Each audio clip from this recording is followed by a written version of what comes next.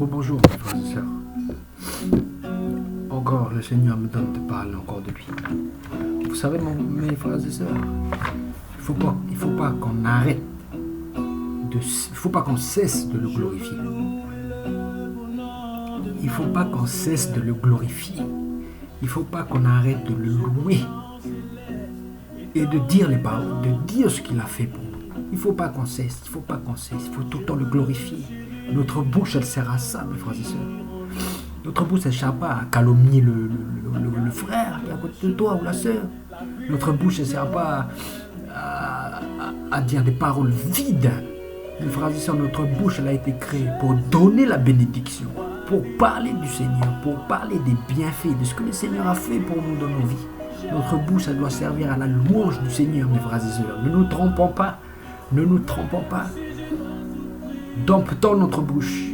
Domptons notre bouche. Vous savez, dans les proverbes, dans le livre des proverbes, dans la parole de Dieu, les proverbes du roi Salomon, celui qui était fils de David, qui a hérité du trône, Salomon, il a écrit des proverbes. Et dans ces proverbes, il dit toujours, fais attention à la bouche. La bouche, c'est un piège pour l'homme. C'est un piège, la bouche. Car avec la bouche, on va louer le Seigneur, mais avec la même bouche, on va aussi maudire l'homme qui a été fait à l'image du Seigneur. La parole dit qu'il ne faut pas que dans notre bouche, il y ait deux sources. Il y ait une source qui donne de la bénédiction et une source qui donne de la malédiction. La parole du Seigneur dit, est-ce qu'un par exemple, un manguier, est-ce qu'il peut donner des litchis? Ou est-ce qu'un manguier, il peut donner des épines? Non. Le manguier, il donne des mangues. Donc un homme juste, il produit des choses justes qui sortent de sa bouche. Il produit la vérité. Il produit la louange. Il produit la gloire du Seigneur. Quand on est en colère dans notre cœur, la parole de Dieu dit, dans les psaumes, je ne sais plus c'est lequel psaume, mais quand on est en colère, la parole de Dieu dit, garde ta colère, mais ne parle pas. Quand tu dors avec ta colère, mais ne parle pas. Ne parle pas. N'extériorise pas cette colère, mais plutôt demande à Dieu d'enlever cette colère. Demande à Dieu pardon parce que tu es en colère auprès de ton frère. Mais n'utilise pas ta bouche. Donc aujourd'hui, ce message aussi, le Seigneur me permet de faire ce message pour nous dire à nous, enfants de Dieu, qu'il faut faire attention à notre bouche. Il faut faire attention à notre bouche. Faire très attention, il faut la dompter. Il faut dompter sa bouche. Quand on est en colère, on ferme sa bouche, on ne dit rien. Laisse passer la colère. On demande à Dieu de nous apaiser. Faut pas insulter. Faut pas être comment dire ça? Faut pas être rapide à, je sais pas comment dire ça, déclencher. Faut pas déclencher la parole. Quand on est en colère, on va dire non, reste, calme-toi. Demande au Seigneur de t'apaiser. Donc voilà, c'est pour ça que je dis aujourd'hui, notre bouche, elle doit servir à la louange, elle doit servir à la vérité, elle doit servir à la justice, elle doit servir à l'amour. Cette bouche, elle doit servir à dire je t'aime mon frère. Elle doit servir à dire aussi quand quelque chose ne va pas, à dire la vérité. Tu dis en face, tu dis cette chose-là, je ne suis pas d'accord. C'est pas contre toi mon frère, ma soeur que je te dis ça, mais c'est que la chose que tu fais, ce n'est pas correct. Je t'encourage à changer d'attitude par l'amour de Dieu. Parce que je t'aime mon frère, je t'aime ma soeur, je veux que tu changes, je veux que tu plaises aussi du Seigneur. Notre parole, ça doit être une parole de droiture, une parole d'équité. C'est important mes frères et sœurs. C'est important de comprendre ça. C'est pas facile. Je dis pas que c'est facile. C'est un encouragement aussi pour moi. C'est pas facile devant des gens aussi qu'on connaît pas. On n'ose pas peut-être lui faire de la peine. On n'ose pas parler parce que voilà, on se dit on est qui nous, on va lui parler. On n'ose pas, on n'arrive pas. Mais justement, on doit être des lumières dans ce monde. On doit être des lumières, mes frères et sœurs. C'est pour m'encourager aussi, parce que moi aussi des fois je n'y arrive pas. Mais on doit être des lumières. Quand on se retrouve dans un groupe et quand dans ce groupe-là il y a une querelle, il y a une dispute. Ben non, on ne doit pas être là pour inciter la querelle. Non, on doit être là justement pour produire la paix. Pour essayer de sortir le vrai dans cette histoire-là. Et si on n'y arrive pas, on part, on s'éloigne. Mais on ne cherche pas la querelle. On cherche la paix, on cherche l'amour, on cherche la justice. Et si on se fait insulter, c'est pas grave. Parce que de toute façon, mes frères et sœurs, sachez-le bien. Sachez-le bien. C'est quand sur cette terre, on va se faire maltraiter. Ça a été prophétisé. Donc il ne faut pas espérer que sur cette terre, on va vivre le luxe, tout le monde va nous aimer. Non. On a été déclaré on va se faire insulter sur cette terre, on va se faire maudire, on va se faire mépriser, parce que ce monde-là ne reçoit pas le Seigneur, donc il ne nous reçoit pas, nous les enfants de Dieu. Donc voilà, il faut aussi savoir que nous, notre espérance, elle est dans la vie future, elle n'est pas sur cette terre. L'apôtre Paul disait que si notre espérance était sur cette vie terrestre, on serait les hommes les plus malheureux du monde. Donc c'est clair, l'apôtre Paul, il a bien compris aussi que nous, notre espérance, n'est pas sur cette terre. On va souffrir, on va se faire outrager à cause de notre foi au Seigneur Jésus. Mes frères et sœurs, le Seigneur aujourd'hui, il m'a mis à cœur de vous parler de cette parole-là. Vous savez, dans la vidéo juste avant, je vous ai parlé de la révélation du Fils de Dieu. La révélation que Jésus-Christ, c'est la manifestation parfaite de Dieu, notre Créateur. C'est manifesté sur cette terre. La vie éternelle s'est manifestée, comme dit notre grand frère bien-aimé Jean, Yohanan. La vie s'est manifestée, Dieu s'est manifesté sur cette terre et il nous a montré comment aimer, il nous a montré comment vivre en harmonie avec Dieu le Père. Et il est mort pour toi à la croix aussi. C'est puissant, mes frères et sœurs. Frères et sœurs, il est mort pour toi à la croix. Saisissons ça, saisissons. Regardez la parole, qui est puissante, la parole de notre grand frère Paul. Il faut lire la parole, elle est tellement puissante et elle nous encourage, mes frères et sœurs. Elle doit nous encourager. Voilà, on s'en fiche de ce que les gens disent à côté de nous. Ils nous disent, oui, voilà, vous faites que de lire la Bible, vous êtes différents des... Mais oui, on est différents. Oui, on est différents. Nous, on ne convoite pas les convoitises de ce monde, les passions de ce monde. Nous, on n'est pas là pour aimer regarder la télé, aimer faire la fête pour l'alcool, aimer dire des blagues perverses, aimer mal parler des gens, critiquer les gens derrière. Non, mais nous, on n'est pas. On ne fait pas partie de cette catégorie-là de personnes. Nous, on est là pour la paix, pour l'amour, pour lire la parole, pour louer le Seigneur, pour le glorifier. C'est tout, rien d'autre. Donc oui, on va se faire insulter, on va se faire mépriser. Il y en a qui vont nous dire on est bizarre. Je sais pas. Je sais pas ce que les gens peuvent dire. Mais c'est pas notre problème. Ce n'est vraiment pas notre problème. Voilà. On peut nous lancer des flèches, mais nous on est debout. Toujours debout.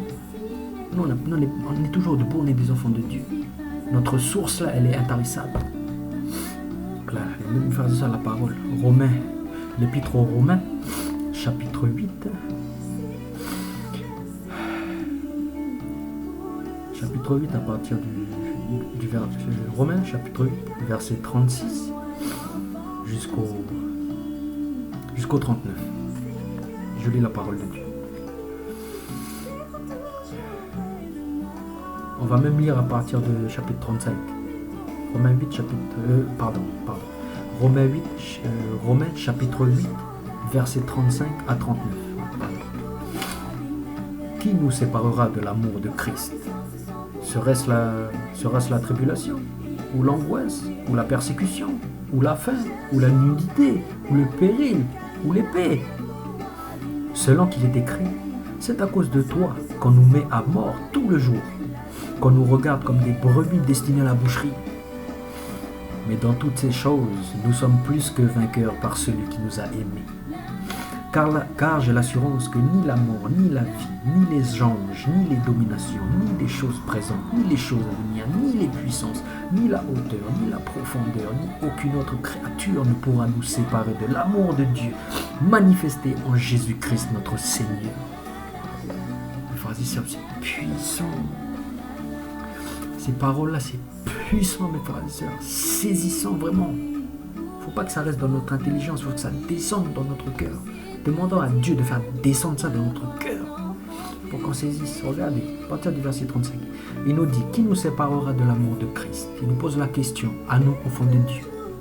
Qui nous séparera de l'amour de Christ ? Donc nous, on doit se poser la question, qui va nous séparer de l'amour de Christ ? Après, il dit, est-ce que ça va être la tribulation ? Tribulation, donc c'est les problèmes dans la vie, les soucis de cette vie, l'angoisse. Voilà, on est angoissé, on est encore attaché à certaines choses, on est angoissé sur notre avenir, sur qu'est-ce qui va nous arriver. À la persécution, on se fait persécuter, on se fait insulter par d'autres, on se fait mal voir, on est différent. La faim, voilà, on n'a plus d'argent, on n'a plus rien, le monde nous rejette dans le travail. La nudité, on a froid, on n'a plus d'habits. Le péril, l'épée, la mort. Parce qu'il faut savoir qu'il y a des chrétiens dans ce monde, encore actuellement, qui se font persécuter, mes frères et sœurs. Il y a des églises qui se font détruire, qui se font exploser, il y a des chrétiens qui se font tuer. dans ce monde encore aujourd'hui. Donc cette parole, elle est pour eux, elle est pour nous aussi, mais elle est pour eux parce qu'eux, ils vivent vraiment le péril, l'épée, la faim, la nudité, eux, ils les vivent vraiment, ces enfants de Dieu. Nous, on est encore chanceux, on n'en a pas vécu encore. Donc là, il pose la question, qui va nous séparer de l'amour? Après, il cite une parole. Il cite une parole. Des psaumes en plus, c'est une parole des psaumes. Selon qu'il est écrit, donc là il se réfère aux psaumes. C'est à cause de toi, donc c'est à cause de toi Jésus, de ton nom, qu'on nous met à mort tous les jours, qu'on nous regarde comme des brebis destinées à la boucherie. Dans les psaumes, un jour je vais peut-être faire une vidéo sur ce psaume-là, mais en tout cas là tout est dit. Dans ce psaume-là, voilà, c'est... Attends, je vais relire. C'est à cause de toi, voilà. Dans ce psaume, il nous dit que ceux qui adorent le nom de Yahweh, mais on a vu que c'était qui Yahweh, c'est Yeshua. Ceux qui adorent le nom de Yeshua, qui ont compris que Yeshua c'est le Dieu de cette terre et qui marche en conformité avec son amour, sa justice, sa sainteté, son équité, sa droiture, voilà, on va se faire persécuter. On va nous mettre à mort tous les jours. On va nous regarder comme des brebis destinées à la boucherie. On va être vus comme des moins que rien sur cette terre. On va être méprisés. Donc ça, c'est notre partage à nous. Voilà, c'est comme ça. Il ne faut pas avoir honte de le dire, mes frères et sœurs. Ça peut faire fuir beaucoup. Mais ceux qui fuient, ce sont ceux qui n'acceptent pas la parole.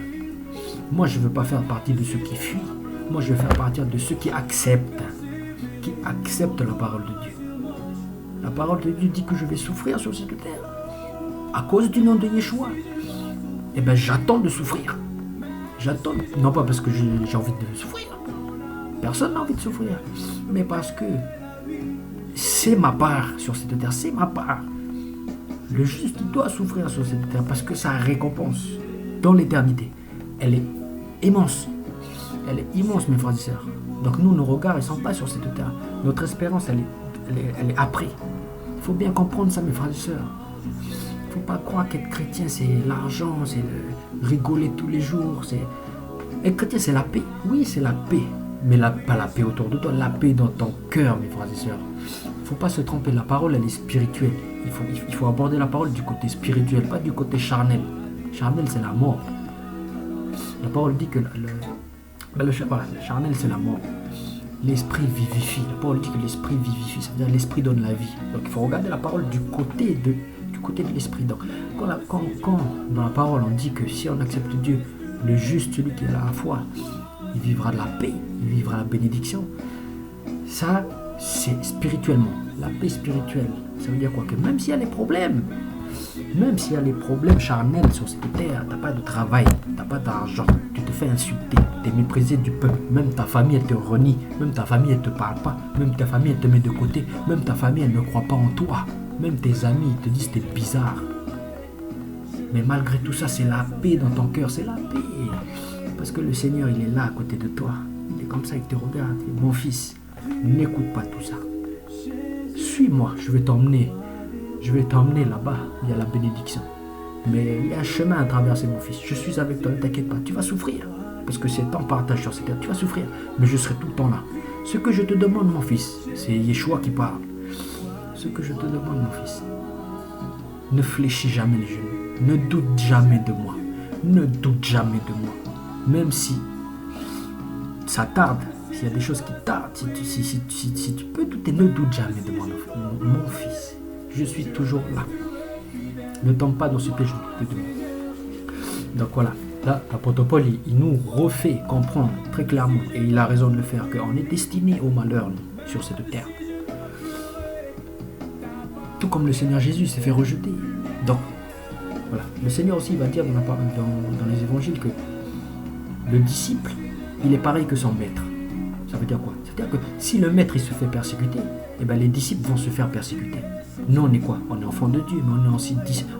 On peut dire plusieurs choses. On est enfants de Dieu, on est disciples de Jésus, on est frères de Jésus. On peut dire plein de choses, on est tout avec Jésus-Christ. Donc, mais si on est disciples de Jésus, lui il a souffert à la croix. Alors pourquoi nous on va vivre content, non, nous on va souffrir aussi par les hommes qui n'acceptent pas Jésus. Comprenons-le ça, soyons prêts. Et là, il va dire quelque chose qui est magnifique. Mais dans toutes ces choses, Donc dans tous les malheurs qu'on va subir, regardez ce qu'il dit. Nous sommes plus que vainqueurs par celui qui nous a aimés. Mes frères et sœurs, il faut comprendre, même si tu souffres, tu as la paix dans ton cœur parce que tu es vainqueur. Parce que toi, ton combat à toi, ce qu'il faut comprendre, c'est que notre combat, nous, c'est pas combattre le cousin, le frère qui parle mal, la sœur, non. Ça, c'est le combat des enfants, ça, des enfants du monde. Nous, on est devenus des adultes spirituels. Notre combat, normalement, c'est le péché. C'est l'adversaire qui nous donne des mauvaises pensées. C'est ça notre combat. Mais l'apôtre Paul dit qu'on est déjà vainqueur. Donc il faut saisir ça. Il ne faut pas qu'on se dise, l'adversaire, voilà, il m'a dit trop de choses là. Ouh là là, j'ai le trouble. Il ne faut pas qu'on se comporte comme ça parce qu'on a déjà la victoire. Frères et sœurs, il faut plutôt qu'on se comporte comme ça. Il y a des mauvaises pensées qui arrivent. Il faut qu'on se dise, ça va me permettre de m'entraîner un peu là. C'est comme si on va s'entraîner pour faire du football là. Allez l'adversaire, donne-moi des flèches. Je vais m'entraîner un peu à esquiver. Je vais m'entraîner à faire triompher la victoire de Jésus-Christ. Renvoie-moi encore des flèches. Je vais m'entraîner. Moi je le prends comme ça maintenant. Je me rabaisse plus. Je ne vais pas dire ça. Je suis nul, j'arrive plus. Non. C'est pas je suis nul, je me relève. Je dis le Seigneur il a vaincu. Lance-moi encore des flèches. Je vais m'entraîner jusqu'au jour où tes flèches elles vont même pas m'atteindre. Aujourd'hui elles m'atteignent, mais je les enlève avec difficulté. Au fur et à mesure elles vont rebondir et après elles vont même plus m'atteindre. Frères et sœurs, soyons comme ça. Pardon. Objectif pour le Seigneur. Objectif. C'est bien aussi. Il faut être discipliné. Objectif. Demandez le Seigneur de nous aider. Demandez de nous aider. Voilà, c'est fini d'être tiède. On est trop tiède, on est froid. Il faut être bouillant. Bouillant pour l'amour, bouillant pour la justice, bouillant pour l'équité, bouillant pour aimer bouillant pour tout ça. Donc là, il nous dit quelque chose de magnifique. Car j'ai l'assurance que ni la mort, ni la vie, ni les anges, ni les dominations, ni les choses présentes, ni les choses à venir, ni les puissances, ni la hauteur, ni la profondeur, ni aucune créature ne pourra nous séparer de l'amour de Dieu manifesté en Jésus-Christ notre Sauveur.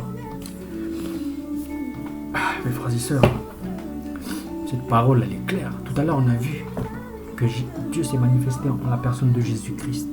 Il était pleinement homme mais aussi pleinement Dieu. Il nous a montré qu'il sera toujours là pour nous. Il nous a montré qu'il prend nos péchés. Il nous a montré comment vivre une vie d'amour, une vie d'harmonie. Il s'est dépouillé pour son prochain. Nous, on doit vivre pareil, on doit se dépouiller pour son prochain. Et il nous a aimés. Il a mis l'amour à son compte à la croix quand il est mort pour nous. Il a souffert. On a vu tout à l'heure. On a vu dans la vidéo précédente qu'il a souffert. Il a souffert à la croix. Même avant la croix, il avait déjà souffert. Et même avant qu'il se fasse fouetter, il se faisait déjà insulter par les gens. Il souffrait déjà dans sa tête, dans son cœur. Il était attristé. Donc il n'a fait que de souffrir. Mais il nous a montré son amour. Et si tu saisis vraiment, tu saisis cet amour, mais tu te dis, mais si il m'a tant aimé, moi qui ne suis pourtant rien sur cette terre, s'il m'a tant aimé, s'il a souffert toutes ces choses-là pour moi, mais il n'y a rien qui va me séparer de ça. C'est pas quelqu'un qui va m'insulter, c'est pas quelqu'un qui va me rabaisser, c'est pas quelqu'un qui va mal parler de moi. Et là, l'apôtre Paul, il met la barre haute, il dit même la mort, même si quelqu'un il va te tuer, la vraie mort, c'est pas ça qui va te séparer de l'amour de Jésus.